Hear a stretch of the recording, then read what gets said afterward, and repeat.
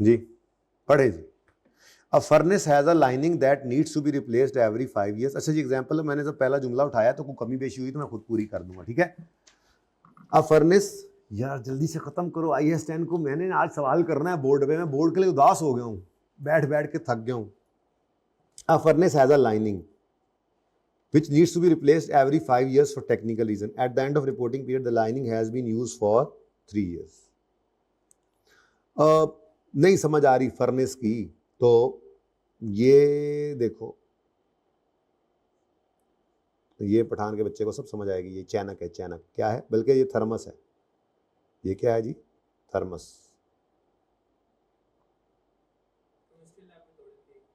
Thermos कहाँ से आ गई केमिस्ट्री लैब में, चाय पीने लिए रखी। अच्छा अच्छा, अब ये जनाब, ये आपका थर्मस है, ठीक है। ये वो जो आपकी अम्मा के जहेज का है, ठीक है, यानी कि इसको कहीं 25 साल हो गए। ये आपकी अम्मा को जान से भी प्यारा है, ये उनकी अम्मा ने उनको दिया था, आपकी नानों ने। अच्छा, अब इसके अंदर ना एक शीशा भी लगा होता है, सिल्वर सी कोटिंग होती है, ऐसे ही है, होती है। अच्छा, उसका काम ये होता है कि वो चाय को गर्म रखे, ठीक है। अब ये कई बार बदली हो चुका होगा आज तक 25 साल में, ठीक है जी। तो बिल्कुल ऐसे ही ये जो जैसे फर्नेस भट्टी कह लें जहाँ ईंटें पकती हैं, ठीक है, ये जो भट्टियाँ होती हैं मिसाल के तौर पे, इसके अंदर भी वो कहते हैं इस तरह से एक अंदर एक लेयर लगती है जो हीटिंग को बेहतर करती है। तो एक फर्नेस है, फर्नेस, ठीक है, उसके अंदर एक लाइनिंग है ये हमारी तो चैनक है, ठीक है, लेकिन स्टैंडर्ड की एग्जांपल में क्या है, एक फर्नेस है, ठीक है, जिसके अंदर शायद हम ईंटें पकाते हैं या कोई भी चीज़ पकाते हैं, ठीक है। उसके अंदर एक लाइनिंग है, वो लाइनिंग का मकसद सिर्फ यही होता है कि वो अच्छे तरीके से हीट को प्रिजर्व करके जो काम है हमारा वो काम करवाए, ठीक है। तो अब 25 साल थर्मस की लाइफ है, जबकि 5 साल हमारी इस शीशे की लाइफ है, ठीक है। यानी ये शीशा तो आप भी अपनी ज़िंदगी में, चलो 5 साल पहले आपको होश नहीं होगा, उसके बाद 10वें साल में भी आपने जाके मार्केट से, मुझे याद पड़ता है, आपको याद पड़ता होगा, 10-12 साल का था एक बार कराया था, फिर 16-17 साल का था FSC में था, तब एक बार मैंने इसको थर्मस का शीशा चेंज कराया था, और अब फिर CA में आया हूँ तो मम्मा कह रही है फिर बेटा ये चेंज करा लो, ठीक है, ACC ठीक है भाई। तो furnace has a lining which needs to be replaced every 5 years for technical reason। भाई किसी कानून ने नहीं कहा कि ये फर्नेस का आपने शीशा हर साल तब्दील, हर 5 साल बाद तब्दील करना है, लेकिन टेक्निकल रीजंस क्या हो सकती हैं भाई, ये सही हीट जो इसका मकसद है वो पूरा ही नहीं करेगी, ठीक है। अब आगे वो कहता है the lining has been in use for 3 years। चलो जी, इसका मतलब 2 साल बाद हमें क्या करना पड़ेगा, 2 साल बाद हमें क्या करना पड़ेगा, 2 साल बाद हमें नहीं, 3 साल तो गुजर चुके हैं, has been in use for 3 years, तो अभी 2 साल रह गए हैं। 2 साल बाद हमें तब्दील करना पड़ेगा ना, क्योंकि हमारे टेक्निकल स्टाफ ने, हमारे इंजीनियर्स ने कहा हुआ ये तो हम लाजमी तब्दील करते हैं, हर 5 साल बाद तब्दील करते हैं, करना पड़ेगा ना, ठीक है। तो आज प्रोविजन बुक कर लें, क्यों, हाँ फ्यूचर रिपेयर है, वही वाला रूल। 31 दिसंबर पे खड़े होकर देखो, ईयर एंड पे खड़े होकर देखो, क्या आप इसको अवॉइड कर सकते हो। आप अगर ये ईंटें बनाने वाला बिजनेस बंद भी कर दो, तो क्या आज पहले आप फर्नेस की लाइनिंग चेंज करोगे फिर बंद करोगे बिजनेस, नहीं नहीं, जाओगे घर, ठीक है। तो यहां पर डिस्कशन जो स्टैंडर्ड करता है वो ये कहता है, ये मैं एग्जाम्पल कौन सी है, हाँ नई ऐड होगी आज, मुझे और कुछ जहन में नहीं आया, ये ऐसा टेस्ट भी खास नहीं हुआ CA के अंदर भी। बहरहाल इतना ही कॉन्सेप्ट आसान बहुत है ना, इसलिए कोई इसके मुझे सवाल मिले नहीं तो मैं फिर स्टैंडर्ड की एग्जांपल ही उठा लाया, ठीक है। तो यहाँ पर आपको मैं, स्टैंडर्ड कहता है देयर इज नो प्रोविजन, कोई प्रोविजन नहीं बना लेनी, किसकी भला, फ्यूचर की, इसकी रिप्लेसमेंट की, ठीक है ना। There is no provision because no past event has occurred, because no provision for refurbishment for past, ठीक है, there is no provision because no past event has occurred, ठीक है जी। ये कोई मसला इसमें? पास्ट इवेंट क्या होना था? पास्ट इवेंट क्या है? पास्ट इवेंट क्या होता? रिफर्बिशमेंट यानी रिपेयर, यानी लाइनिंग रिप्लेस हो जाती। क्या लाइनिंग रिप्लेस हो गई है? तो लाइनिंग रिप्लेस नहीं हुई तो कोई पास्ट इवेंट नहीं हुआ, तो कोई ऑब्लिगेशन नहीं है, तो इसलिए कोई प्रोविजन नहीं है, क्योंकि प्रोविजन की शर्त है ऑब्लिगेटिंग इवेंट का होना। ऑब्लिगेटिंग इवेंट कहते हैं वो जिसको हमने आसान अल्फाज में कहा था past event, present obligation due to past event. Standard इसको अल्फाज किसके लिए क्या इस्तेमाल करता है? आपको भी स्टैंडर्ड खोल के देखो ना एग्जाम्पल, ऑब्लिगेटिंग इवेंट, ऑब्लिगेशन लीगल या कंस्ट्रक्टिव, ठीक है। अच्छा फिर उसके बाद क्या करें? फिर अब कहानी पता है क्या है? मैं मिसाल से समझाता हूँ। वैसे बाय द वे आपको ना ये मिसाल पहले से ही करवाई हुई है मैंने, ठीक है।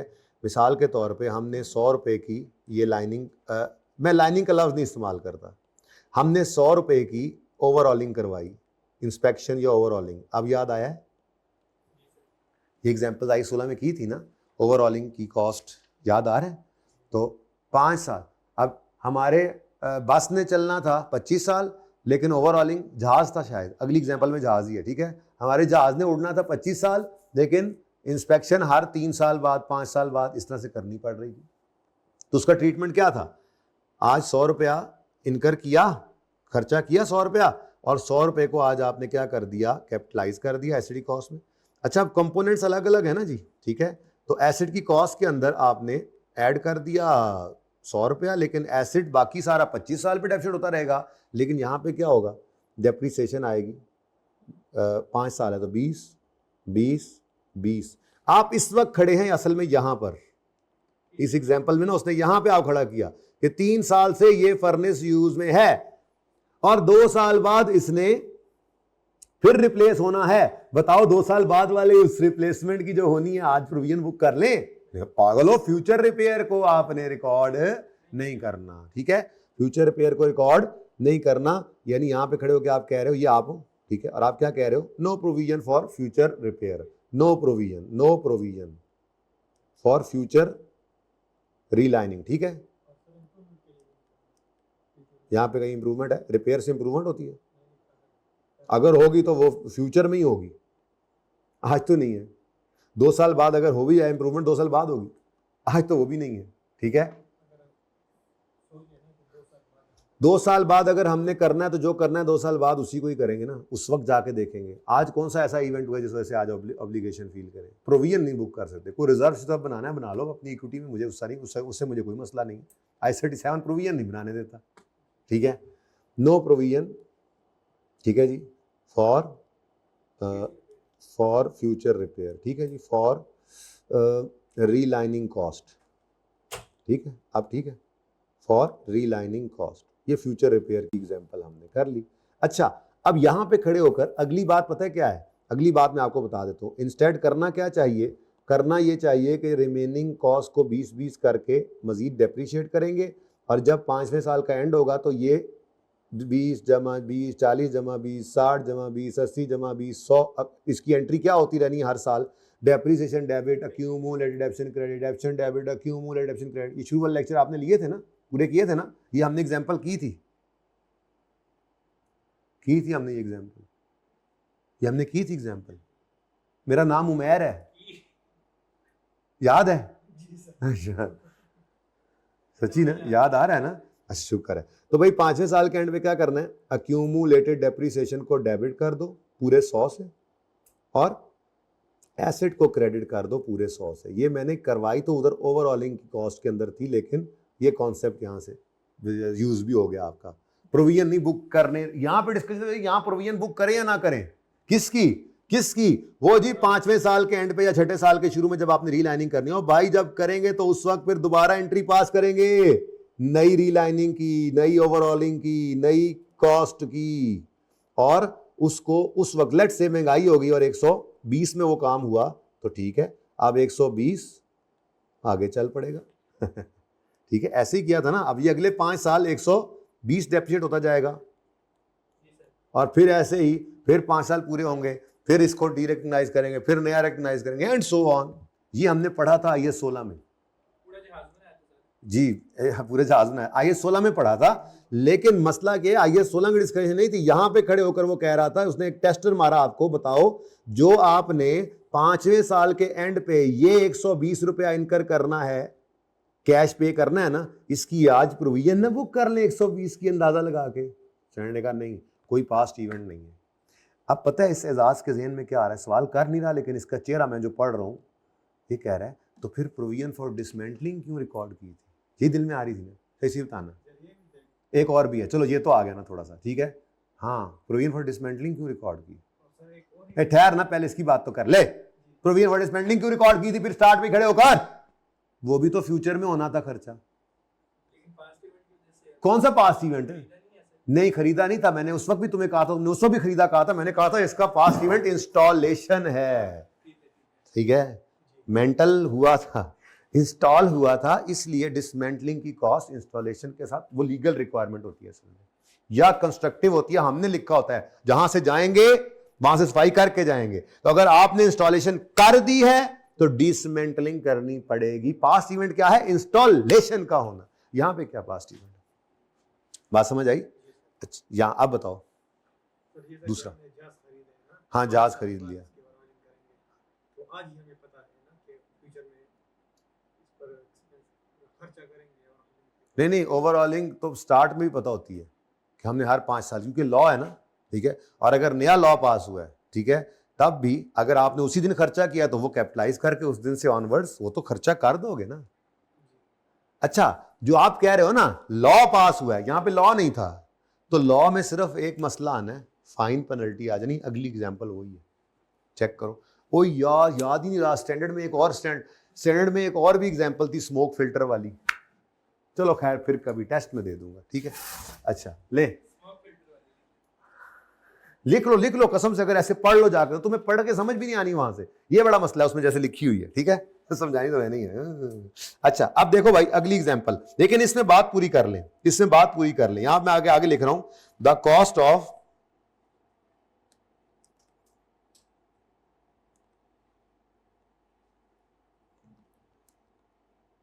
replacing the lining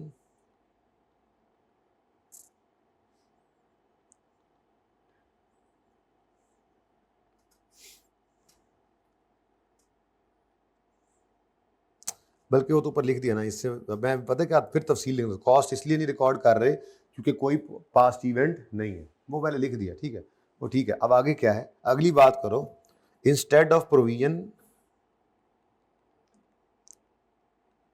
स्टैंडर्ड में इससे मिलती जुलती जरा मुश्किल बात लिखी होगी, मैं आसान करके लिख रहा हूँ इंस्टेड ऑफ, लेकिन आपको स्टैंडर्ड खोलने की क्या जरूरत है, सारी किताबें आपके लिए मैं खुद खोलता हूँ भाई, आपको जो पढ़ाया जाता है वो पढ़ लिया करें, और जो आपको कहता हूं वो कर लिया करें। संडे इज कमिंग, और तुमने वादा किया है कि जितना कुछ पढ़ लिया है आज तक, उसकी कोई दुनिया में उसका कोई सवाल एग्जिस्ट करता है ना F7 का, वो हम करेंगे, ऐसे ही है।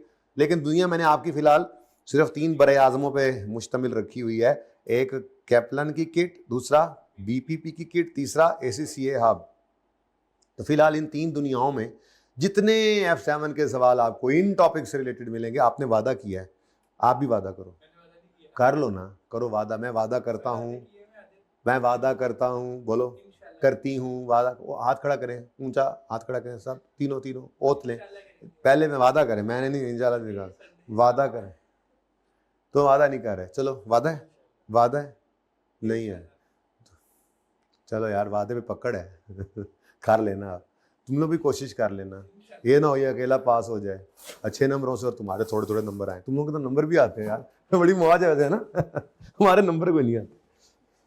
मैं फाइनल के अंदर CA के पर्चे थे, फाइनल के अंदर था, तो मेरी फूफो हैं, अल्लाह उनकी लंबी उम्र करे, अभी भी हैं, बुजुर्ग हैं, तो मैं बहुत पढ़ते हम बहुत थे, पुराने लोगों को हमारी पढ़ाई समझ नहीं आती, ज़रा 14-15 घंटे पढ़ना पड़ता था फाइनल के अंदर पर्चे, तो घर जाके मैं तैयारी कर रहा, फॉर्म से ऑफ मिला हुआ, अब मैं पढ़ रहा हूँ, वो किसी वक्त आ जाए ना ऐसे ही पास मेरे, ठीक है, वो चलो हाल हवाल ले आऊँ, ये तो निकलता नहीं है, तो मैं आई बैठी हूँ, तो आए तो अल्लाह बेटा तेरे चंगे नंबर आन अल्लाह करे, तो मैं कहता था मेहरबानी ताड़ी, तुसी दुआ करो नंबर ना आए, क्योंकि हमारे जब नंबर आते हैं ना CA में तो वो फेल होता है, ठीक है ना। अच्छा इंस्टेड ऑफ प्रोविजन डेप्रिसिएट कर दो लाइनिंग को, instead of instead of provision record depreciation of lining over 5 years. Record depreciation of lining over 5 years. ठीक है, 3 हो गए तो बाकी 2 हो जाएंगे, ठीक है। हैं? कहाँ लिखा हुआ है अभी तक? कहीं पे लिखा हुआ नजर आया है? अभी कहीं लिखा हुआ सेल्फ इंश्योरेंस? कहाँ, अभी कहाँ लिखा हुआ है? यहाँ पे दिखा दो। अरे किताब में देखेंगे तो बाद में ना, फिलहाल जो पढ़ रहा हूँ विच हमें नहीं ना, विच कटा छाड़ देता है तो मैं परेशान हो गया हूँ। एक कहानी बना के ला रहा हूँ इसको, देखो। Instead of provision record डेप्शन of lining over 5 year. देखा ना, तुमने कटा छोड़ा 5 लिखा ही नहीं। करेंगे बेटा, सब कर लेंगे, ठीक। सेल्फ इंश्योरेंस भी कर लेंगे। अगर आपको कहीं पे सवाल मिले तो वो सवाल बताना है, जाके करेंगे उसको, मिल के डावांगे, ठीक है। अच्छा, अगली बात, इसको 5 साल पे डेप्रिशिएट कर दो, ठीक है। इसको 5 साल पे, ये मेरी एग्जांपल है 5 है इसलिए मैं 5 पे कर रहा हूँ, ठीक है ना। ये अब आपको ट्रीटमेंट सिखा रहा हूँ कि अगर सवाल में आपको आ जाए, ठीक है। अगली बात, द रीलाइनिंग कॉस्ट। रीलाइनिंग मतलब जो दोबारा आप 5वें साल के एंड पे करेंगे, तो वो उसके बारे में कह रहा हूँ। The relining cost then incurred.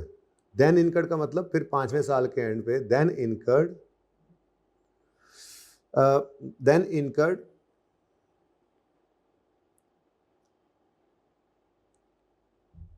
is capitalized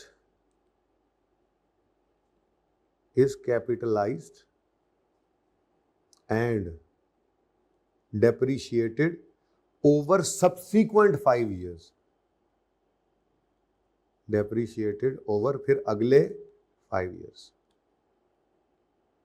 लिखते हो ना सफ़े के ऊपर चीज़ें जो रह रही हैं, लिखते हो ना, ये लिख लिया आपने उधर, ये मुझे भूल ना जाए बाद में। सेल्फ इंश्योरेंस सब्सिक्वेंट 5 years, उस सफ़े पे लिखा करो फौरन जो भी सवाल आया करे। अच्छा, ठीक है जी।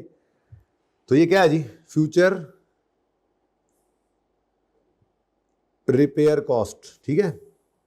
लेकिन ये कब था? जब कोई लीगल ऑब्लिगेशन नहीं है। रिफर्बिशमेंट कॉस्ट ही है, लेकिन अब की बार लीगल ऑब्लिगेशन है। 11B स्टैंडर्ड की, ठीक है। इसमें क्या एग्जांपल है? इसमें हमारी वो हवाई जहाज वाली एग्जांपल, ओवरऑलिंग जिसमें हमने किया था, ठीक है। An airline is required, oh मैंने रिक्वायरमेंट डाली, चलो खैर। An airline is required by law to overall its aircraft once every 3 years, ठीक है जी। अब मैं इसको आगे बनाता हूँ। At the end of reporting date,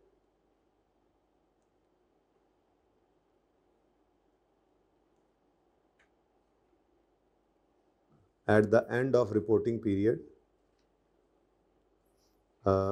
the airplane, the airline, the aircraft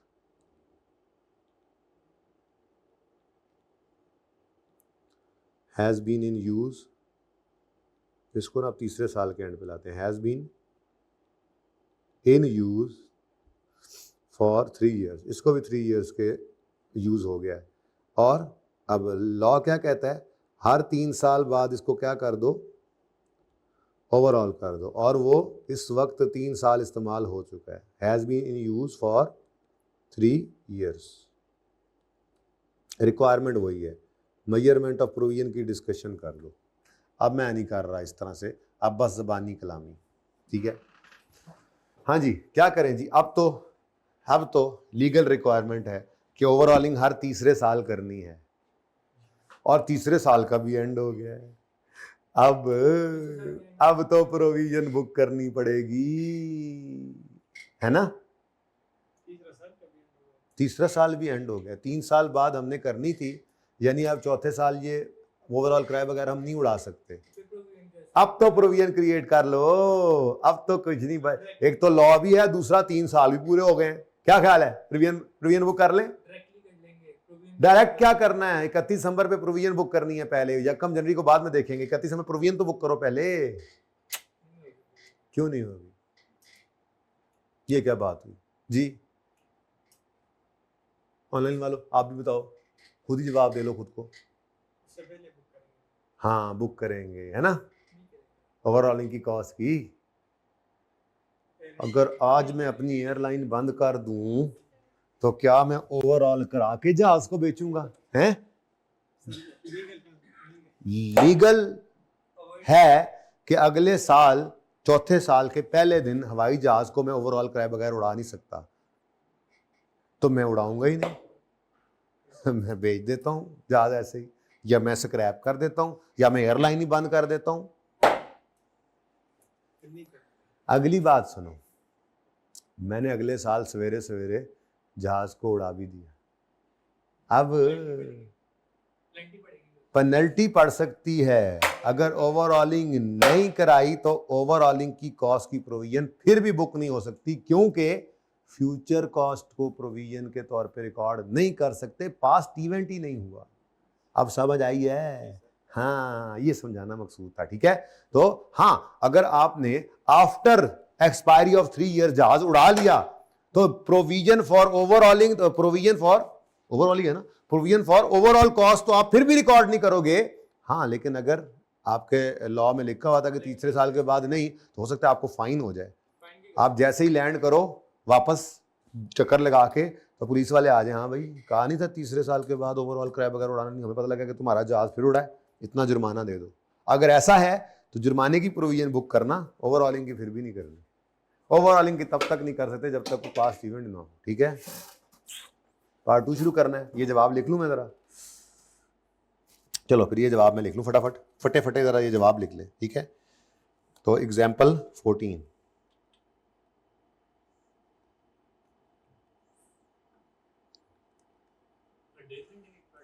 तो फिर डेट का दूसरा बना लेंगे ना। देयर इज नो प्रोविजन, अब आपकी ना किताब में बस एक लाइन लिखी हुई थी, future repair and future operating losses are not recorded as provision. तो फिर चस्ट नहीं ना आंदी, फिर समझ के आनी थी आपको। पर्चे में तो सवाल ऐसा आ जाना था, फिर मुंह उठा के बैठे होते। थोड़ी सी बात कर ली हमने बस। ठीक है, there is no provision, there is no present obligation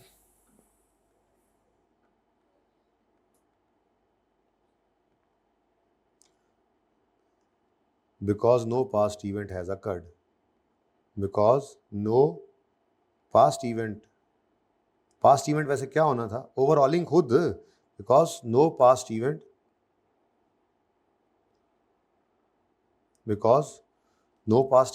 there is no present because no past event has occurred,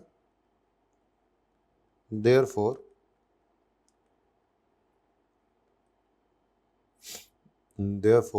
no provision shall be recorded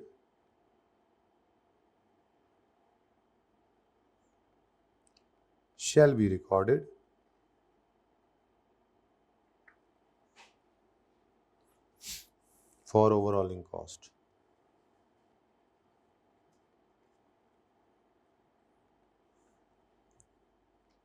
ठीक है जी। अच्छा, अब अगली बात, बल्कि आगे ये भी चूंकि अब वो बात भी है ना, even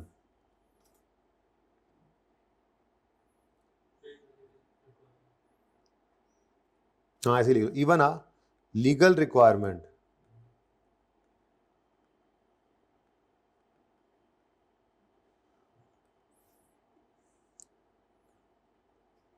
does not make cost of overhauling a liability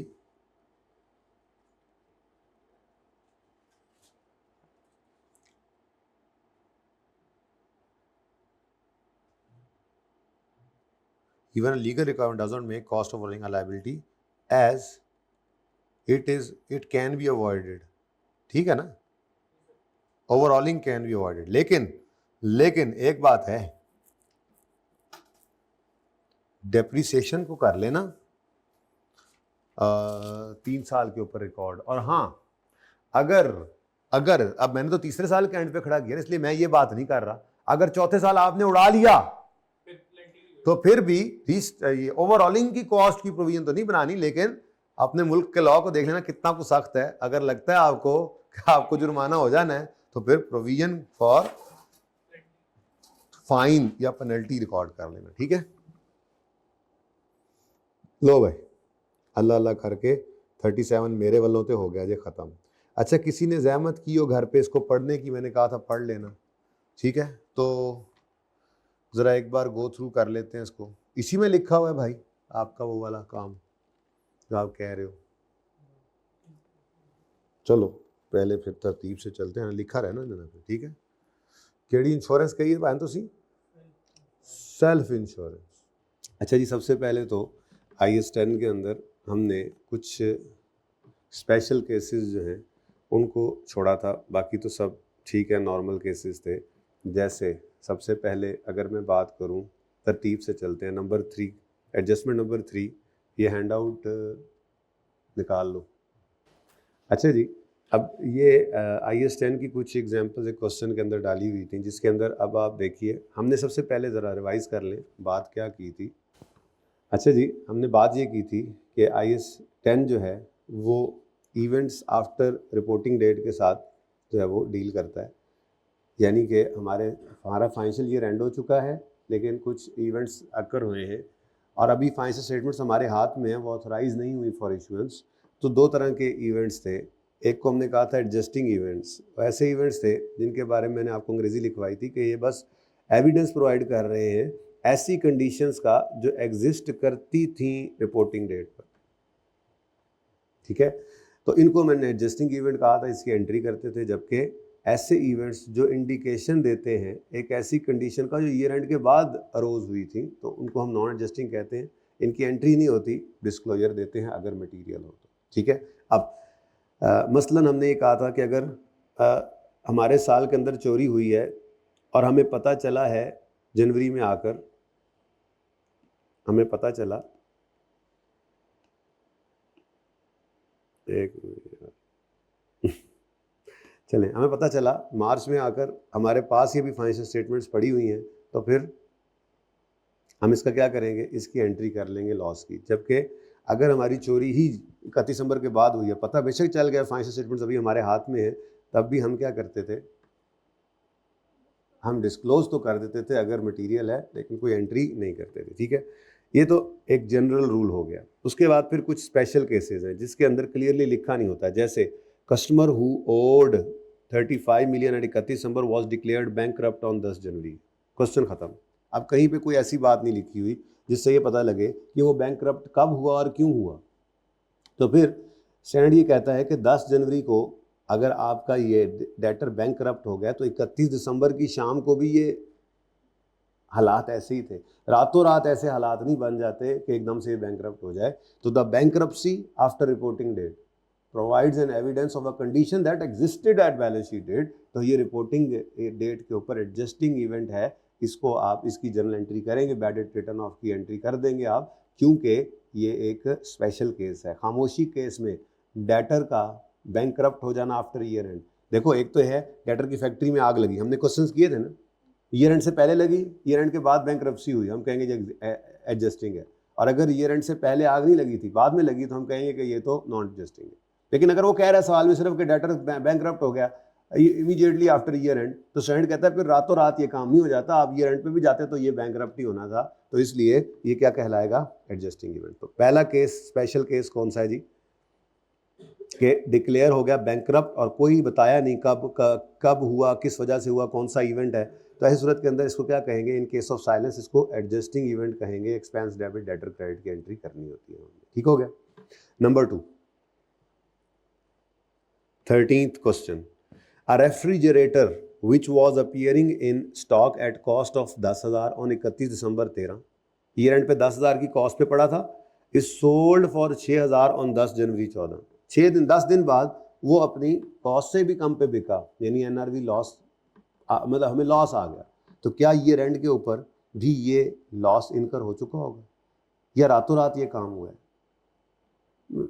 रातों रात ये काम नहीं हो जाता। या तो कहानी इस तरह से होती है, ईयर एंड से पहले सैलाब आया और हमारी इन्वेंट्री खराब हो गई, तो फिर ये एडजस्टिंग हम कहते हैं। और अगर ईयर एंड के बाद सैलाब आया और पानी आ गया और हमारी इन्वेंट्री खराब हो गई, तो हम कहेंगे ये नॉन एडजस्टिंग है। लेकिन सवाल में कह रहा है, जस्ट खामोशी केस के अंदर साइलेंस है, कह रहा है ईयर एंड के बाद इन्वेंट्री हमारी जो थी वो लॉस पे बिकी है, तो इसका मतलब ये भी रातों रात नहीं काम हो जाता। खामोशी केस के अंदर फिर स्टैंडर्ड ये कहता है, अज्यूम करें कि ईयर एंड के ऊपर भी ये एनआरवी लॉस आ चुका था, तो ये भी क्या है, एडजस्टिंग इवेंट। तो साइलेंस के केस के अंदर दो दो सलेंसर लग गए। पहला सलेंसर, अगर डेटर्स पे साइलेंसर लगा हो कि ईयर एंड के बाद बैंकरप्ट हो गए हैं, तो हम कहेंगे एडजस्टिंग। अगर इन्वेंट्री ईयर एंड के बाद लॉस भी किया तो हम कहेंगे ये भी साइलेंस केस में क्या है, ये भी रातों रात नहीं होगा, ईयर एंड पे भी एग्जिस्ट करता था, तो ये भी क्या है, एडजस्टिंग। ठीक है जी। अच्छा, दो स्पेशल केसेस हो गए। तीसरा स्पेशल केस, इससे अगला सवाल ही पढ़ लें। अब ये 13 भी मैंने करा दिया, उसके बाद ये 3 भी मैंने करा दिया, बाकी तो सिंपल थे ना जी, ये स्पेशल केसेस चल रहे हैं। Okay. 14, we own investment costing 40 on 31 December, these were sold on 4 January for 35। अब इन्वेस्टमेंट्स ईयर एंड के ऊपर 40 रुपए का एक शेयर था, 4 जनवरी को वो 35 का बिका है। सवाल खामोश है, क्या करें, एडजस्टिंग या नॉन एडजस्टिंग, सोच के बताओ, तुक्का लगा दो। एडजस्टिंग होगा क्योंकि इन्वेंट्री और डेटर भी एडजस्टिंग था, तो ये भी एडजस्टिंग होगा, ऐसा नहीं है। इन्वेस्टमेंट इन शेयर्स के बारे में स्टैंडर्ड कहता है साइलेंस के केस के अंदर ये नॉन एडजस्टिंग है, क्योंकि रातों रात ये काम हो जाता है। शेयर्स की प्राइस तो हर लम्हे बदल रही है, वो 31 को कुछ है, यकम को कुछ है, कुछ घंटे बाद कुछ होगी, कुछ घंटे बाद कुछ होगी, ये तो हर लम्हा बदल रही होती है। इसलिए इन्वेस्टमेंट इन शेयर्स के केस के अंदर अगर 31 दिसंबर पे वो कहे कि ये हमारे पास इन्वेस्टमेंट पड़ी और आफ्टर ईयर एंड वो बिकी है एट लॉस, तो इन केस ऑफ साइलेंस ये नॉन एडजस्टिंग है, सिर्फ डिस्क्लोज करेंगे इफ मटीरियल। ठीक है जी। अच्छा, उसके बाद हमने IAS 21 पढ़ा था, याद है आपको IAS 21? आमिर भाई थोड़ी गूंज पैदा हो रही है, खुद थोड़ा सा हल्का सा काम कर दें बस। अच्छा, डेटर का बैलेंस जो कि हमने ईयर एंड पर ट्रांसलेट किया था, ठीक है जी, देखिएगा जरा, ईयर एंड के ऊपर हमने डेटर्स, हमने कुछ सेल की होगी 31 दिसंबर के ऊपर, वो डेटर अगर पड़े हो तो आपको पता है IAS 21 क्या कहता होता था कि इसको रीट्रांसलेट कर लो एट ईयर एंड, ऐसे ही है। तो वो कहता है डेटर बैलेंस जो हमने ईयर एंड पर रीट्रांसलेट किया था, मसलन मैंने यहाँ पर $1 की एक चीज़ बेची और यहाँ पर डॉलर की कीमत थी लेट से 285, ठीक है जी। अच्छा, अब ईयर एंड आया तो ये डॉलर की कीमत हो चुकी थी 290, तो हम इसको उठाकर ले जाया करते थे 290 पर और ये गेन या लॉस बुक कर लेते थे। अब ईयर एंड पे ये हो चुका है, ठीक है। अच्छा, अब हमारी फाइनेंशियल स्टेटमेंट्स की ऑथराइजेशन डेट है 31 मार्च 14, ठीक है। और वो कह रहा है, यहाँ पे खड़े होकर कह रहा है जी एक्सचेंज रेट फिर फ्लक्चुएट हो गया है, या यहाँ पे ना कहो, यहाँ पे कहो फाइनेंशियल स्टेटमेंट ऑथराइज होने लगी है फॉर इशुएंस, और 31 मार्च पे लेट से डॉलर का रेट हो गया है जनाब 300 रुपये। क्या करें, रीट्रांसलेट कर लेना चाहिए ना। स्टैंडर्ड ने ना, ये मैंने शायद बता दिया था, चले खैर, स्टैंडर्ड ने ना असल में रीट्रांसलेशन का कहा है मॉनेटरी आइटम्स का एट रिपोर्टिंग डेट।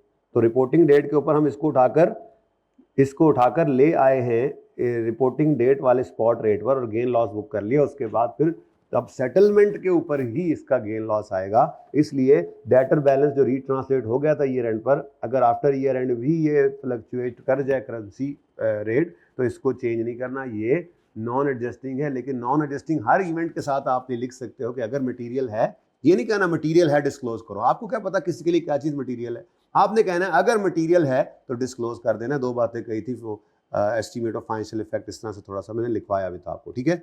अच्छा, तो ये देखो, ये मैंने एग्जांपल बनाई, 250 $1 260 का हो गया और 31 मार्च $1 280 का हो गया।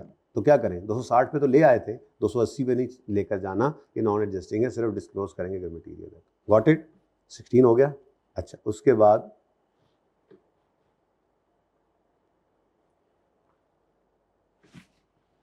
14 भी हो गया। ओ तो ये बड़ा मसला है, मैं वन नोट कर बैठा हूँ असल में अपना अपडेट, और अभी मेरा इस पर हाथ नहीं चल रहा, आज कल ही अपडेट किया और आज आपकी क्लास के ऊपर चल रहा है ये जी, हाथ नहीं बैठा अभी। अच्छा,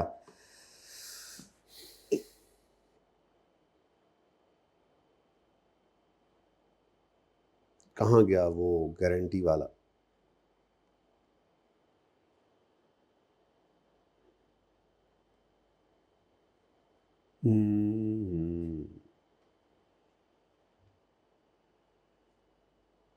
नीचे ही होना है मेरे, ये मैंने वैसे ये भी पढ़ा दिया, टिक किया हुआ है। एनीवेज मैंने ये बात की थी, क्या बात की थी जी, कि अगर आपने गारंटी इशू कर रखी है तो गारंटी का इशू करना कोई लायबिलिटी नहीं। हमने आज सेट से थोड़ी सी बात की थी ना, बल्कि अगले जिस बंदे की गारंटी दी है अगर वो डिफ़ॉल्ट कर जाए तो फिर ये इवेंट ऐसा है जिसको आपने जो है वो रिपोर्ट करना होगा, जो एडजस्टिंग बन सकता है अगर डिफ़ॉल्ट ईयर एंड से पहले। अब पीटीसीएल ने गारंटी दी यूफोन की सब्सिडरी की, याद है एग्जाम्पल बनाई थी, पीटीसीएल पेरेंट है, उसे यूफोन की गारंटी दी हुई है। यूफोन की फैक्ट्री में ईयर एंड के बाद आग लग गई, अब वो लोन नहीं पे कर सकता वापस, तो पेरेंट को करना पड़ेगा ना, गारंटी दी हुई है इसने, पेरेंट को करना तो पड़ेगा ना। लेकिन 31 दिसंबर 13 पे खड़े होकर क्या ये एडजस्टिंग इवेंट है? आंसर इज नो, क्योंकि ईयर एंड पर आग नहीं लगी थी। गारंटी का दिया होना ये कोई इवेंट नहीं था, ये तो जस्ट एक कॉन्टिंजेंसी होती है। कंटिंजेंसीज में आप ये शो करते हैं, लिख कर बताते हैं कि हमने गारंटी दी हुई है, तो ये नॉन एडजस्टिंग इवेंट है क्योंकि ईयर एंड के बाद आग लगी है। गारंटी का दिया होना कोई लायबिलिटी नहीं है। गारंटी जिसकी दी है अगर वो डिफॉल्ट कर जाए तो फिर आपके ऊपर लायबिलिटी आती है, तो ये भी एक स्पेशल केस है। ठीक है जी। अच्छा, उसके बाद देखें जी, 27 फरवरी पे WL announced issue of 25% bonus shares for the year 13। भाई 13 का फाइनल डिविडेंड है वो 14 में ही अनाउंस होता है, 13 में तो नहीं होता, और ये कभी भी एडजस्टिंग इवेंट नहीं होता। हमने यही तो पढ़ा था जब चेंज इक्विटी की थी कि 13 का फाइनल 13 में कभी आ ही नहीं सकता, 14 में आएगा। क्योंकि डिविडेंड की लायबिलिटी अनाउंसमेंट की वजह से आई, और अनाउंसमेंट ईयर एंड के बाद हुई है, तो ऑब्लिगेटिंग इवेंट क्या है? अनाउंसमेंट। इसका मतलब ये नॉन एडजस्टिंग है, पक्की बात। लेकिन इसके साथ ये नहीं लिखना डिस्क्लोज इफ मटेरियल, बल्कि IS 10 कहता है इसका डिस्क्लोजर मस्ट है, इसका डिस्क्लोजर लाजमी है। ठीक है, तो ये इकट्ठी तस्वीर खींच लेना, ठीक है ना। फाइनल डिविडेंड 13 का अनाउंस हुआ है और वो 13 के बाद है, ईयर एंड के बाद ही हुआ है, तो ये इन केस ऑफ साइलेंस क्या हर सूरत के अंदर ये नॉन एडजस्टिंग ही होता है। ठीक है, लेकिन इसको लाजमी डिस्क्लोज करना। ठीक है। अच्छा, अब एक पॉइंट है जो मुझे आप किताब में नजर तो नहीं आया, लेकिन वैसे मैंने लिख दिया, अगर चेंज आ जाए रेट ऑफ टैक्स में, गवर्नमेंट अनाउंस करे लेकिन फरवरी में कर रही है अनाउंस कि आपके टैक्स ईयर, आपका 13 का टैक्स ईयर का जो रेट है वो ही 35 हो गया, पहले 30 था, रिट्रोस्पेक्टिवली अप्लाई होना है, तो तब भी स्टैंडर्ड कहता है ये नॉन एडजस्टिंग है। ठीक है। हाँ, इसकी जो इम्पैक्ट होगा वो आपको पता ही है, CTE प्रायर के अंदर आप कर ही लेते होते हैं एडजस्टमेंट, IS 12 में हमने पढ़ा। ठीक है, तो ये यहाँ पे लिखा नहीं हुआ, तो बहरहाल ये पॉइंट यहाँ पे है नहीं, ये जनरल सब पॉइंट था। और ये IS 7 के अंदर हमने ये काफ़ी केसेस पढ़ लिए थे। फैक्ट्री वर्कर इंजर हो गया 10 दिसंबर को और केस उसने 28 दिसंबर को किया है, तो ये तो वैसे ही एडजस्टिंग है ना, ये तो मतलब ये तो IS 10 में नहीं आता, ये तो वैसे ही नॉर्मल में हो गया। केस भी 10 दिसंबर को इंजरी हुई है और 28 दिसंबर को जो है वो उसने केस भी कर दिया। 31 दिसंबर पे लॉयर ने कहा कि प्रोबेबल है कि 10 मिलियन देने पड़ेंगे और हमने इसकी एंट्री पास कर ली, लेकिन 12 जनवरी को कोर्ट ने कहा कि आप पे कर लो 8। तो इसके बारे में आपको बताया भी था कि असल में तो आपको, अगर आप कहो कि मैंने प्रोविजन बुक की भी हुई थी 10 की, तो प्रोविजन को अब डेबिट करो 10 से। ठीक है, और कैश तो आपको कितना पे करना पड़ेगा, कैश करो या पेएबल करो। अब पेएबल बन गया, लायबिलिटी बन गई, अब अनसर्टेनिटी खत्म हो गई। ठीक है, तो आप पेएबल 8 से कैश पे कर दिया तो कैश क्रेडिट कर दो, पेएबल है तो पेएबल क्रेडिट कर दो, और 2 रुपए क्या कर दो आप एक्सपेंस में से रिवर्स कर दो जो पहले आपने बुक किया भी होगा, क्योंकि अभी हमारे हाथ में, कोर्ट ने ही डिसाइड कर दिया, कहानी खत्म होगी। ठीक है, तो ये एंट्री कर लो अगर आपने पहले कर रखी है फाइनेंशियल स्टेटमेंट्स के अंदर एंट्री। ओके, डन, सही है। अच्छा जी, ये वैसे बीच में एक आ गया था केस। एक चीज मैंने वैसे पढ़ाई भी थी लेकिन फिर दोबारा पढ़ लो, 1 मिनट के लिए, वो कहाँ गया, ये पॉइंट 9। अभी मैंने आपको पढ़ाया कि शेयर्स की प्राइस ईयर एंड के बाद कम हो गई तो ये एडजस्टिंग नहीं है। Company ons 1.5 lakh shares whose price on 31 December was 190 in January 14 after government announcement of new trade policy share price decreased by, ये तो वैसे ही बता रहा है कि ईयर एंड के बाद वो इवेंट इस वजह से चेंज हो रही है, तो ये तो वैसे ही क्या था, नॉन एडजस्टिंग, ये तो नॉर्मल था, तो बता दिया उसने। ठीक है, तो हमने कुछ स्पेशल केसेस किए जी जिनकी आप अब ये पिक्चर बना लीजिए, बल्कि IS 10 के साथ, बल्कि नहीं है, ये सही है ऐसे। ठीक है, नजर आ रहा है सही। ये एक चीज़ हमारी पेंडिंग रह गई थी, रहती रहेगी असल में, अगले टॉपिक्स में घुसते थे तो पिछले का होश नहीं